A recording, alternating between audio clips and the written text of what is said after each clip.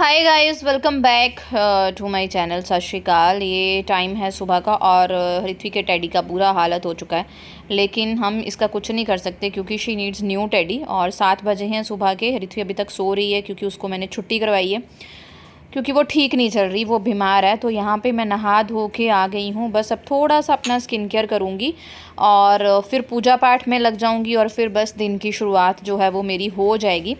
आप में से सब पूछते हैं कि आप कौन सी क्रीम यूज़ कर रहे हो, तो मैं मामा अर्थ की अश्वगंधा क्रीम जो है वो यूज़ कर रही हूँ क्योंकि सबसे सिंपल यही थी, इसमें कोई भी केमिकल्स वगैरह बिल्कुल नहीं थे। हाँ, मैं सनस्क्रीन जो है वो डेली यूज़ कर रही हूँ और वो भी मामा अर्थ का यूज़ कर रही हूँ, उपटन वाला, क्योंकि मुझे पहले से ही पिगमेंटेशन की दिक्कत थी तो ऑन ऑफ आ जा रही है क्योंकि अब ऋत्वी बहुत बीमार चल रही है। तो 5-6 दिन से मैं मानेंगे मैं बिल्कुल भी नहीं सो पा रही हूँ। दिन में 1-1.5 घंटा सोती हूँ, रात में मैं बिल्कुल नहीं सोती। तो उस वजह से मेरी पिगमेंटेशन बहुत ज़्यादा हो गई है। ये रात को कुछ ऋत्वी की पेंसिल किट वगैरह धोने के लिए डाली थी, वो है। और बस मैं यहाँ पे ऋत्वी को ही देख के आई थी कि कहीं वो उठ तो नहीं गई है। मेरा पूजा पाठ जो है वो मैंने कर लिया है और उसके बाद मैं बना रही हूँ अपने लिए चाय। जो मेरा फ़र्स्ट मील रहा है इस पूरी जर्नी में प्रेगनेंसी की, वो मेरे ड्राई फ्रूट्स ही रहे हैं। और मैं सुबह खाली पेट जो है वो बादाम और किशमिश लेती हूँ। अगर मुनक्का मिल जाए वेल गुड, नहीं मिला तो किशमिश भिगो के रखती हूँ, वो ले रही हूँ क्योंकि मेरी डाइट बहुत ही पुअर रही है। मुझे डाइजेशन की दिक्कत हो रही है तो धीरे धीरे खाती हूँ, बस फ्रूट्स नहीं खाती क्योंकि फ्रूट्स जो हैं वो एसिडिक नेचर के होते हैं और मुझे कोई भी चीज़ ऐसी डाइजेस्ट नहीं होती जो एसिडिक नेचर की हो। तो फिर मुझे होता है कि सारा दिन थोड़ा सा खा के पछताए जाना, फिर खाना भी नहीं खा पाऊँगी, तो फिर मैं खाती ही नहीं हूँ। और ये हैं ऋत्वी के कीरिंग्स। ओ माय गॉड, बहुत सारे कीरिंग्स हैं और बैग में आधा किलो वेट तो इन कीरिंग्स का ही होगा। और ये इनका प्राइस मनी भी 700-800 के पास होगी। एक एक कीरिंग इसका 150-200 ऐसे होता है। ये धो के रखे थे और ये तकरीबन हफ्ता ही होने वाला होगा इस ब्लॉग को। मंडे ट्यूसडे का ही ये ब्लॉग होगा। उसके बाद मैंने कुछ भी शूट भी नहीं किया है और ना ही शेयर किया है क्योंकि ऋत्वी ये पूरा हफ्ता बहुत ही बीमार रही है। उसकी बीमारी जो है वो जाग गई है।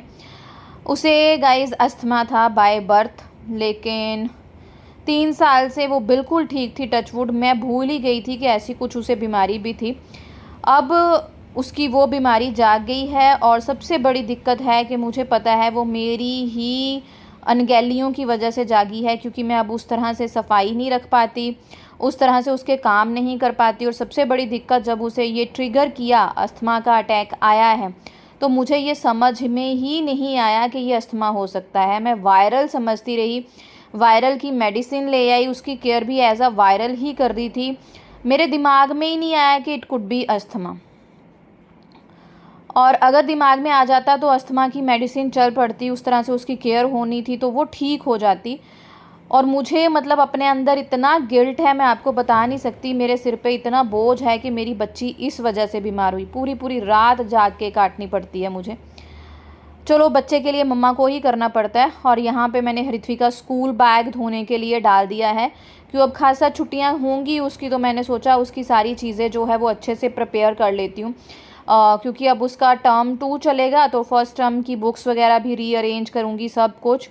तो यहाँ आज ऋत्वी के लिए थोड़ा सा इनोवेटिव नाश्ता बनाया था, पर थोड़ी सी चटनी मुझे देनी पड़ी उसे कि उसके मुंह में टेस्ट आए, अदरवाइज़ देनी नहीं चाहिए। Good morning guys, good morning. और 9 o'clock होने वाले हैं और ऋत्वी को मैंने जस्ट नाश्ता दिया है। कुछ इनोवेटिव किया है कि इसके मुंह में थोड़ा टेस्ट आए, बट शी सेड मेरे को टेस्ट किसी चीज़ का नहीं आता है आजकल, क्योंकि और ये टाइम हो गया 11 बजे के पास। आज मैंने लंच के मेन्यू में रखा था डोसा, क्योंकि मैंने डोसा का बैटर बना के रखा था, वो वेस्ट हो जाएगा अगर नहीं दूंगी। तो दूसरी चीज़ थी कि ऋत्वी अब दलिया खिचड़ी कितना खाएगी, और अस्थमा अगर हो तो दलिया खिचड़ी बच्चे के पास ना लेके जाएं, चाहे आपको डॉक्टर बोल भी रहा है। सबसे बड़ी गलती मेरी ये भी थी कि मेरे दिमाग में ही नहीं था ये it could be asthma trigger. तो मैंने क्या किया, उसको पहले दिन खिचड़ी दे दी, फिर दलिया दे दिया और उसकी प्रॉब्लम बढ़ते बढ़ते बढ़ गई। और होता है ना, मम्मियाँ तो वैसे ही हम लोग होते हैं कि हमारी वजह से ही हमारे बच्चे को कुछ हुआ है, लेकिन जब उसके साथ ऐसा हो गया और अब मुझे समझ में आया, जैसे ही मेरे दिमाग में आया यार मिन्नू ये अस्थमा भी हो सकता है, तो बस छोटी छोटी बात जो है मुझे पिंच करने लग गई कि ये सब मेरी वजह से ही हुआ है। तो मैं ज़्यादा खट्टा खट्टा कुछ नहीं बनाऊंगी, जस्ट इस तरह से बना रही हूँ कि ऋत्वी के मुंह में ना टेस्ट आ जाए।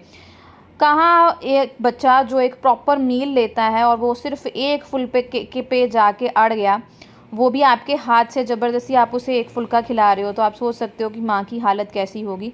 तो मेरा तो खुद का ही बुरा हाल हो गया, मेरा बैंड बज गया, मेरे चेहरे पे नूर नहीं है, पता नहीं मैं कैसी सी हो गई हूँ।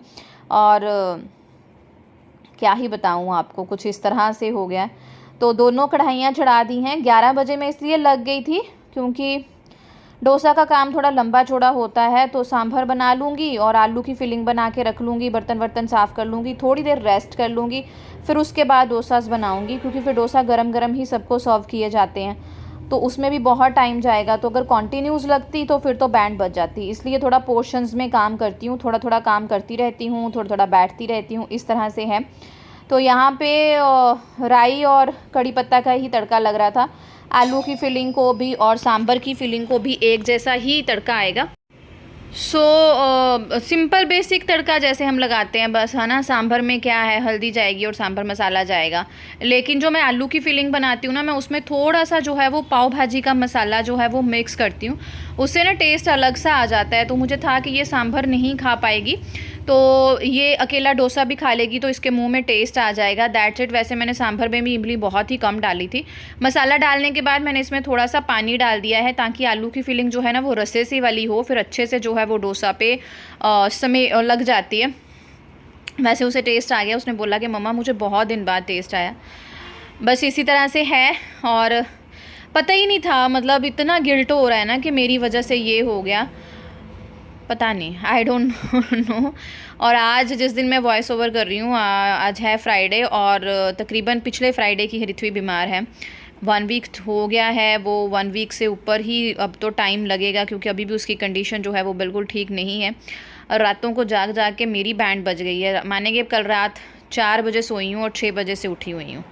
दोपहर को 1 घंटा 1.5 घंटा नींद निकाल लेती हूँ जब ये खेलती है, कई बार ज्योति इसके साथ खेलती है, तो रात को तो टेंशन में नींद नहीं आती कि कहीं मैं सो गई तो इसके साथ कुछ ऐसा वैसा, मतलब सोच के भी मैं घबरा जाती हूँ, तो मैं सोती ही नहीं हूँ। और कंडीशन भी उसकी इतनी वर्स्ट थी कि मैं सो ही नहीं पाती हूँ। और जब, क्या बताऊँ आपके साथ, इसीलिए मैं सेकंड बेबी अपनी लाइफ में नहीं चाहती थी, इसीलिए मैंने पहले 5 साल कंसीव करने का सोचा ही नहीं था हरिथवी के बाद, क्योंकि हरिथवी के साथ ही इतनी दिक्कतें थी। पहले तो जब इसका बर्थ हुआ था, बाय बर्थ ही से ये बीमारी थी। 1.5 साल तो मुझे इसकी बीमारी समझने में ही लग गया कि यार इसको ये दिक्कत भी हो सकती है, और जब समझ में आई तो बीमारी बहुत बढ़ चुकी थी। टचवुड बीमारी धीरे धीरे कंट्रोल में आई, बिल्कुल हट गई, और ये तीसरा चौथा साल है, ये 3 साल हो गए हैं इसको, कोई भी ऐसी दिक्कत नहीं थी, वो अच्छे से ग्रो कर गई थी। पुराने गाने और गुरबानी टाइम के अनुसार, जैसे सुबह शाम काम कर रही हूँ तो गुरबानी, उस इन बिटवीन कोई काम कर रही हूँ तो फिर मेरे ओल्ड सॉन्ग होते हैं। अभी मेरा था कहीं दूर जब दिन ढल जाए, ये आने वाला था। सांभर बन गया है, आलू की फिलिंग जो है वो रेडी है, डोसा का बैटर मैंने फ्रिज से बाहर निकाल के रख लिया। बजे हैं 12, 1-1:30 बजे के बीच सब लंच करते हैं, तो उस टाइम अब उठूँगी। अब 1 घंटा आराम से रेस्ट करूँगी। किचन क्लीनिंग के कपड़े मैंने डाले हैं वॉशिंग मशीन में, लेकिन नहीं निकालूंगी, खड़े खड़े ना मेरे पाँव में सूजन आ जाती है। पर ऐसे ही करती हूँ मैं, आधा पौन घंटा काम किया, आधा पौन घंटा लेटा, इस तरह से जो है ना वो सही चलता है। अपने हाथ से खाना भी बन जाता है, अपने हाथ से काम हो जाता है। अब किचन का काम टोटली तो मैं खुद ही करती हूँ। बर्तन एक टाइम आंटी धोते हैं, इन बिटवीन मम्मी भी धोते रहते हैं, अभी मम्मी बाहर गए हुए हैं। हाँ, कपड़े वपड़े कभी मैं धो लेती हूँ, मम्मी सूखने डाल देते हैं, ऐसे चलता है। सफाइयाँ एक एक पोर्शन करके मैंने किचन सारी डीप क्लीन कर ली है, इसकी मुझे बहुत खुशी है। डीप क्लीनिंग मेरी किचन की हो गई है, जिसमें मेरी हेल्प ज्योति ने की थी। तो मिस्टर बहल की अलमारी साफ़ हो गई है, मेरी अलमारी साफ़ हो गई है, और आज मुझे लगता है मैं हरिथवी की अलमारी भी इवनिंग में शायद साफ़ कर लूँगी, अगर ठीक रही तो फिर उसके बाद आंटी जो हैं वो घर की क्लीनिंग कर देंगे। ऐसे करके चल रहा है मेरा सब कुछ। आप सुनाइएगा, आप कैसे हो? ऋत्वी को थोड़ा आराम है, पिछली रात उसे फीवर बिल्कुल भी नहीं आया, तो मैं बहुत खुश थी। लेकिन सुबह उठते ही ना, मतलब उसको खांसी इतनी ज़्यादा, जबकि उसको खांसी का नामो निशान नहीं था। तो वही मुझे डॉक्टर ने बोला कि अंदर कुछ ना कुछ होता है ना, तो फीवर इसीलिए होता है, हमारे अंदर कोई प्रॉब्लम हो तो। बाकी सब चल रहा है। और ये मेरा ड्रेस जो है वो मीशो का बाय है और ये एक लंबा मैक्सी सा है खुला सा, 230 रुपये में ये जस्ट था। मैंने घर डालने के लिए लिया क्योंकि इसका कपड़ा क्रीप का है, तो मुझे ज़्यादा क्रेप या क्रीप ऐसे कुछ बोलते हैं आई थिंक, तो ज़्यादा पसंद नहीं है क्योंकि मुझे कॉटन ही पसंद है हर मौसम में। एप्पल कट किए हैं, थोड़े बैठ के खाऊंगी, फिर रेस्ट करूंगी, फिर डोसा बनाएंगे। नारियल की चटनी मैं नहीं बना रही हूँ क्योंकि हरिथ्वी को नहीं देनी है, उसमें दही वगैरह डलता है तो फिर उसके गले में प्रॉब्लम होगी, क्योंकि नारियल की चटनी मुझे बहुत पसंद है। उसने सब कुछ साइड पे कर देना, अकेली नारियल की चटनी खानी है तो उसके गले के लिए अच्छी नहीं है, तो इसलिए मैं नहीं बनाऊँगी। अब मुझे बहुत दिल था नारियल की चटनी खाने का, बट नहीं, फिर मैं नहीं बनाऊँगी। पर अब दोबारा से हो गया है। चलो भगवान जी की कृपा रहे तो सब ठीक हो जाएगा। भगवान जी जो करते हैं वो अच्छा ही करते हैं, और इसमें भी हमारी ही भलाई छुपी हुई है, ये सोच के मन को तसल्ली दे रही हूँ। और जिस दिन ये डोसा बनाया था उस दिन हरिथ्वी 90% तक रिकवरी हो चुकी थी, और मुझे लगा था बस 1-2 दिन की और बात है, हरिथ्वी ठीक हो जाएगी। लेकिन उसके बाद से 2 दिन बाद वो वाले 2 दिन अच्छे गए। मुझे लगा कि कल सुबह मैं हरिथ्वी को स्कूल भेजूंगी, लेकिन रात ही उसको फिर से वो चीज़ें कम हुई और उसे अस्थमा का अटैक आ गया, और फिर मुझे समझ में आया कि ये दिक्कत है, और अब मैं बहुत बुरी कंडीशन में हूँ, बुरा टाइम हरिथ्वी के साथ देख रही हूँ।